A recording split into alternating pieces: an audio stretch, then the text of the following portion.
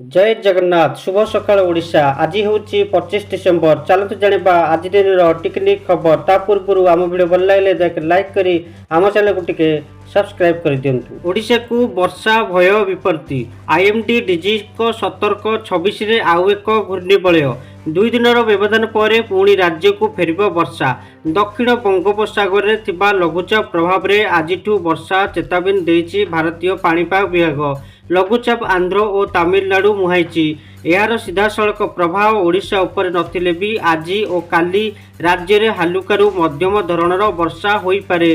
चलतु जानिबा परवर्ती खबर। बड़ सूचना देले केंद्र मंत्री धर्मेंद्र प्रधान कहले राज्य में प्रतिष्ठा हेब नुआ बीएड तालीम केंद्र। गत दिनगुड़िक शिक्षक शिक्षा प्रति ध्यान दि जाऊ नथिला। आगामी दिन में ओडिशा रे शिक्षक शिक्षार विकास पर व्यापक पदक्षेप ग्रहण करा। ओडिशा रे नुआ बीएड तालीम केंद्र प्रतिष्ठा करा। एही केंद्र गुड़िकरू पास करुथिबा शिक्षक समग्र देश में थिबा शिक्षकों आवश्यकता को पूरण करिबो बोली कहिसेंति केंद्र शिक्षा मंत्री धर्मेंद्र प्रधान। परवर्ती खबर। पुणी आरंभ हेब राजधानी रे कुकुर बंध्याकरण। आईनगत कटकणा जो दीर्घ दिन है राजधानी में बंद रही कुकुर बंध्याकरण। रास्ताघाट नहीं कि कॉलोनी बस्ती सबुआड़े बढ़ी चली बुला कुकुरों को आतंक। सेपटे हाईकोर्ट को रहितादेश उठा पर राजधानी में पुणी कुकुर बंध्याकरण कार्यक्रम आरंभ करने को योजना करिछि बीएमसी। यह नहीं भुवनेश्वर मेयर सुलोचना दास कहते जे गत 1.5 मास भितर बीएमसी हस्पिटाल रे 500 लोक कुकुर कामुड़ा टीका नहीं पंजीकृत होती। एथुर स्पष्ट जे राजधानी रे कुकुर कामुड़ा केते परिमाण में बढ़ी। हाईकोर्ट को रहितादेश थिबारु कुकुर बंध्याकरण बंद रहितिला। चलंतु जानिबा परवर्ती खबर। भांगिला कॉलेज परिचालना कमिटी। राज्य सरकार समस्त बेसरकारी अनुदान प्राप्त डिग्री कॉलेज रे गवर्निंग बॉडी बा परिचालना कमिटी को भांगी देइछन्दी। एने विज्ञप्ति जारी करबा सह तत्क्षणात एहाकू लागू करबा को निर्देश दिया जायछि। एवेठारु जिला मुख्यालय रे थिबा कॉलेज रो गवर्निंग बॉडी अध्यक्ष भावे अतिरिक्त जिलापाल कार्य करिवे। सेहिभଳି जिला सदर महकुमा बाहर थिबा कॉलेज गुड़िकर उपजिलापाल परिचालना कमिटीर अध्यक्ष रहिबे। तेबे स्वयं शासित महाविद्यालय और संख्यालघु संप्रदाय द्वारा गठन होइतिबा कॉलेज गुड़िक एथुरो बाद दिया जायछि। जदि कौनसी जिले में एकाधिक अतिरिक्त जिलापाल अछन्ति तेबे जिलापाल जड़े अतिरिक्त जिलापाल को नियुक्ति करने सहित यह उच्च शिक्षा निर्देशक को जणाइबे। चलंतु जानिबा परवर्ती खबर। पारादीप रे 2 संदिग्ध पारा उद्धार। गोड़े लेखा अच्छी विदेशी भाषा पुणी संदिग्ध पारा उद्धार होइछि। पारादीप बंदर रे एक जहाजरू 2 संदिग्ध पारा उद्धार होइछि। बांग्लादेश आसीथिबा जहाजरू संदिग्ध पारा उद्धार होइछि। पारांको गोड़े लागिथिबा बेल्ट रे लेखा अच्छी विदेशी भाषा। पारा को कुजंग वन विभाग को हस्तांतर करी पुलिस छानबीन करुछि। सूचना था कि पूर्वर गंदिया ब्लॉक निहल प्रसाद थाना लाउलोई ग्राम एक मंदिर परिसर एक पारा उद्धार होइतिला। उक्त पारार 2 गोड़े विदेशी भाषा लेखा जीपीएस ट्रैकर भली चिप लागितिला। पारा को देखिबा पाई भुवनेश्वर पुलिस कमिश्नरेट विभाग तरफ एक स्वतंत्र टीम पहुंचीला। चलंतु जानिबा परवर्ती खबर। पुलिस कैंप उपरे नक्सल हमला 2 जवान आहत। मालकानगिरी जिला सीमांत छत्तीसगढ़ सुकमा जिला अंतर्गत चिंतलनार थाना अंचल गोमगुड़ा पुलिस कैंप उपरे नक्सल हमला करिसेंती। ए नक्सल आक्रमण में 2 जन जवान आहत होइछन्ती। आहत जवान को स्थानीय मेडिकल रे भर्ती करा जायछि। 2 आहत जवान विपद मुक्त थिबा डाक्टर कहिसेंती। चलंतु जानिबा परवर्ती खबर। मंत्री को बड़ बयान कहले तेल टांकी रे हेउछि तस्करी। राज्य में तेल टांकी रे होछि गफलती एवं ओजन रे ठकुचंती गैस एजेंसी। जातीय उपभोक्ता दिवस राज्य स्तरीय कार्यक्रम रे जोगदी एमिति कहिसेंती जोगाण मंत्री कृष्ण चंद्र पात्र। मंत्री कहिसेंती राज्य में 371 टांकी रे कम तेल आसुछि। 5 लिटर तेल नेले 20 रु 30 ग्राम कम आसुछि। सेहि भली गैस रे भी ठकई होछि। 14 केजी 19 केजी गैस रे ओजन रे ठकई होछि। सेतिपय जिला स्तर एवं राज्य स्तर रे कंज्यूमर कोर्ट को सशक्त करा। अतीत में व्यवस्था खराब हो जाएगी। जोगणा ऑफिसर स्टाफ नांती जोठी जड़े लेखाएं कर्मचारी अच्छा 24 वर्ष व्यवस्था खराब होती मंत्री सूचना देइछन्ती। ଚାଲନ୍ତୁ ଜାଣିବା ପରବର୍ତ୍ତୀ ଖବର। ଚିଟଫଣ୍ଡ ଠକେଇର ଶିକାର ହୋଇଥିଲେ ମୁଖ୍ୟମନ୍ତ୍ରୀ ମୋହନ ଚରଣ ମାଝୀ। ଥରେ ନୁହେଁ ବରଂ ଦୁଇ ଥର ଚିଟଫଣ୍ଡର ଶିକାର ହୋଇଥିଲେ। ଚିଟଫଣ୍ଡର ଶିକାର ହୋଇଥିବା ନେଇ ନିଜେ କହିଛନ୍ତି ମୁଖ୍ୟମନ୍ତ୍ରୀ। 1990 ଓ 2002ରେ ଚିଟଫଣ୍ଡ ସଂସ୍ଥା ଦ୍ୱାରା ଶିକାର ହୋଇଥିଲେ। ଉଭୟ ସରକାରୀ ଓ ବେସରକାରୀ ସଂସ୍ଥା ଠକିଥିବା କହିଛନ୍ତି ମୁଖ୍ୟମନ୍ତ୍ରୀ।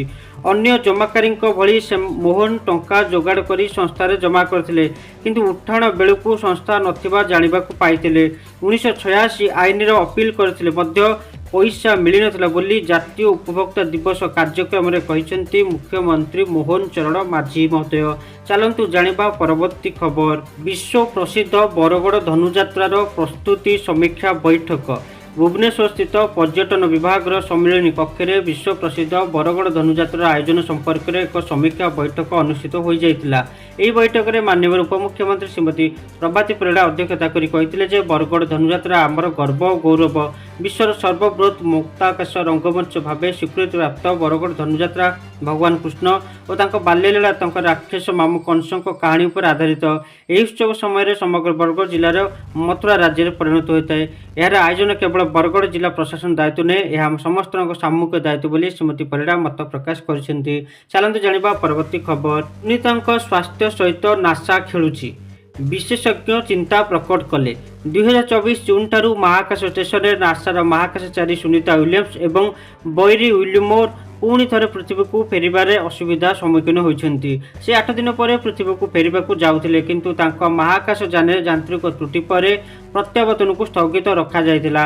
ସେ 2025 ଫେବୃଆରୀରେ ଆସିବାର ଥିଲା, କିନ୍ତୁ ପୁଣି ଥରେ ବିଳମ୍ବ ହୋଇଛି। 2025 ମାର୍ଚ୍ଚ ପର୍ଯ୍ୟନ୍ତ ସେମାନଙ୍କ ପ୍ରତ୍ୟାବର୍ତ୍ତନକୁ ସ୍ଥଗିତ ରଖାଯାଇଛି। ଫଳରେ ସେମାନଙ୍କର 8 ଦିନର ମିଶନ 9 ମାସରୁ ଅଧିକ ହୋଇଗଲାଣି। ବର୍ତ୍ତମାନ ତାଙ୍କ ନାମ ନାସା ମହାକାଶଚାରୀଙ୍କ ତାଲିକାରେ ଅନ୍ତର୍ଭୁକ୍ତ ହୋଇପାରିବ ଯେଉଁମାନେ 300 ଦିନରୁ ଅଧିକ ସମୟ ମହାକାଶରେ ବିତାଇଛନ୍ତି। ଅଦ୍ୟାବଧି କେବଳ 5 ଜଣ ମହାକାଶଚାରୀ ଏତେ ଲମ୍ବା ମିଶନ ପୂରଣ କରିବାରେ ସକ୍ଷମ ହୋଇଛି। ଏହି ସମୟରେ ସ୍ୱାସ୍ଥ୍ୟ ବିଶେଷଜ୍ଞମାନେ ସୁନିତାଙ୍କ ସ୍ୱାସ୍ଥ୍ୟକୁ ନେଇ ଚିନ୍ତା ପ୍ରକଟ କରିଛନ୍ତି। ଚାଲନ୍ତୁ ଜାଣିବା ପରବର୍ତ୍ତୀ ଖବର। ମିଳିଲା 150 ବର୍ଷ ତଳର ଏକ ଟନେଲ।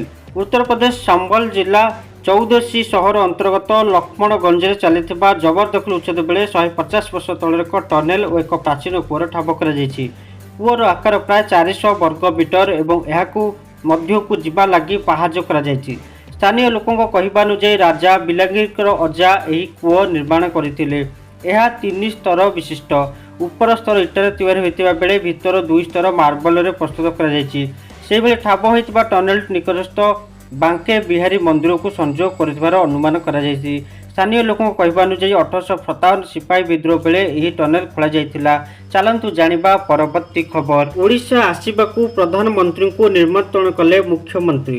ମୁଖ୍ୟମନ୍ତ୍ରୀ ମୋହନ ଚରଣ ମାଝୀ ସୋମବାର ନୂଆଦିଲ୍ଲୀଠାରେ ପ୍ରଧାନମନ୍ତ୍ରୀ ନରେନ୍ଦ୍ର ମୋଦିଙ୍କୁ ଭେଟି ଓଡ଼ିଶାରେ ଆୟୋଜନ ହେବାକୁ ଥିବା ପ୍ରବାସୀ ଭାରତୀୟ ଦିବସ ଏବଂ ଉତ୍କର୍ଷ ଓଡ଼ିଶା କାର୍ଯ୍ୟକ୍ରମରେ ଯୋଗ ଦେବା ଲାଗି ନିମନ୍ତ୍ରଣ ଜଣାଇଛନ୍ତି। ପ୍ରବାସୀ ଭାରତୀୟଙ୍କ ସହ ସାଧାରଣ ଜନତା ଓ ପ୍ରଧାନମନ୍ତ୍ରୀଙ୍କ ଉପସ୍ଥିତିରେ ଏହି ଆୟୋଜନ ଅଧିକ ଭବ୍ୟ ହେବ ବୋଲି ମୁଖ୍ୟମନ୍ତ୍ରୀ ତାଙ୍କ ଏକ୍ସ ଆକାଉଣ୍ଟରେ ଉଲ୍ଲେଖ କରିଛନ୍ତି। ଚାଲନ୍ତୁ ଜାଣିବା ପରବର୍ତ୍ତୀ ଖବର। ବିଚାରପତି ଜଷ୍ଟିସ୍ ଭି ରାମ ସୁବ୍ରମଣ୍ୟଙ୍କୁ ଭାରତର ଜାତୀୟ ମାନବାଧିକାର ଆୟୋଗର 9ମ ଅଧ୍ୟକ୍ଷ ନିଯୁକ୍ତି କରାଯାଇଛି। ପୂର୍ବରୁ ଏନ୍ଏଚ୍ଆର୍ସି ଅଧ୍ୟକ୍ଷ ଥିବା ସୁପ୍ରିମକୋର୍ଟର ଅବସରପ୍ରାପ୍ତ ବିଚାରପତି ଅରୁଣ କୁମାର ମିଶ୍ରଙ୍କ କାର୍ଯ୍ୟକାଳ ଗତ ଜୁନ୍ 1 ତାରିଖରେ ଶେଷ ହେବା ପରେ ଏହି ପଦବୀ ଖାଲି ପଡ଼ିଥିଲା। ଜଷ୍ଟିସ୍ ରାମ ସୁବ୍ରମଣ୍ୟମ 2019ରୁ 2023 ସର୍ବୋଚ୍ଚ ଅଦାଲତର ବିଚାରପତି ରହିଥିଲେ। ଏହା ପୂର୍ବରୁ ସେ ହିମାଚଳ ପ୍ରଦେଶର ହାଇକୋର୍ଟର ମୁଖ୍ୟ ବିଚାରପତି ଥିଲେ। 2006ରେ ସେ ମାଡ୍ରାସ ହାଇକୋର୍ଟର ଅତିରିକ୍ତ ବିଚାରପତି ନିଯୁକ୍ତି ହୋଇଥିଲେ ଏବଂ ନିଜ ନିବେଦନ କ୍ରମେ ଅବିଭକ୍ତ ଆନ୍ଧ୍ରପ୍ରଦେଶ ହାଇକୋର୍ଟକୁ ବଦଳି ହୋଇଥିଲେ।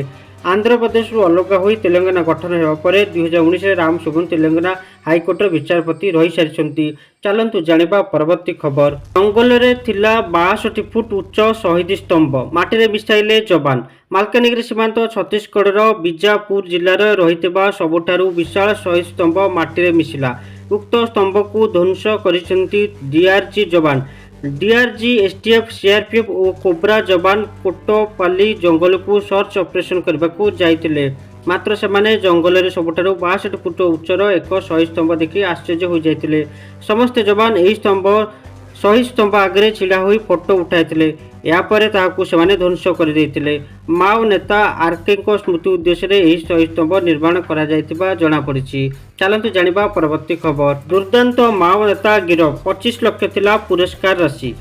दुर्दांत माओ नेता प्रभाकर गिरफ 40 वर्ष धरी माओ संगठन में काम करथिबा हार्डकोर माओवादी प्रभाकर से हेउछंती केंद्रीय कमिटीर सचिव गणपति दादा पुओ भाई। एसह प्रभाकर पत्नी राज कांगे माओ संगठन में डिविजनल कमिटी मेंबर भाव काम करुछंती। प्रभाकर ओरफ बालमुरी नारायण राव 1984 मसीह माओ संगठन सह जड़ित होई काम करथिले।